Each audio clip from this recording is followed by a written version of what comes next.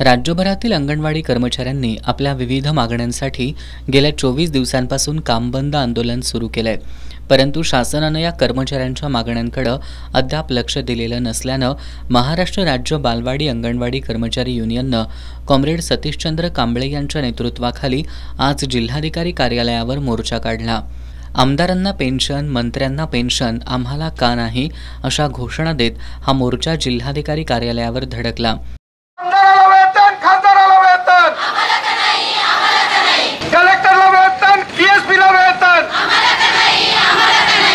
यावेळी महिला आंदोलक आणि महिला पोलीस यांच्यात झटापट झाली।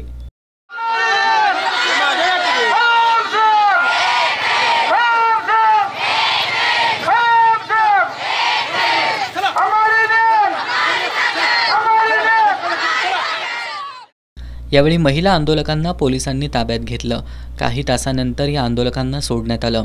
गेल्या 24 दिवसांपासून सुरू असलेल्या अंगणवाडी कर्मचाऱ्यांच्या कामबंद आंदोलनामुळे जिल्ह्यातील अंगणवाड्या पूर्णतः बंद असून मुलांचा पोषण आहारही आता रखडलाय।